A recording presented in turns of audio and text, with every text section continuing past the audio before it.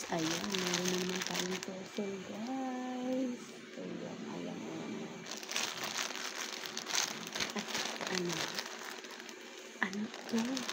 Katas ng pito, katas ng pi. O, diba guys, may katas ng pi tayo. Ayan, katas tayo ng pi. Nakaraan, meron na tayong katas ng pi. So, ngayon, may katas ulit tayo ng pi. Siguro natin sa gamit para may makitaan, o diba?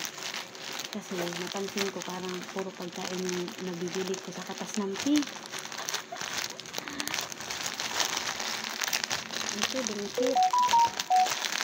Dumikit, besh. Dumikit siya, besh. Ayan.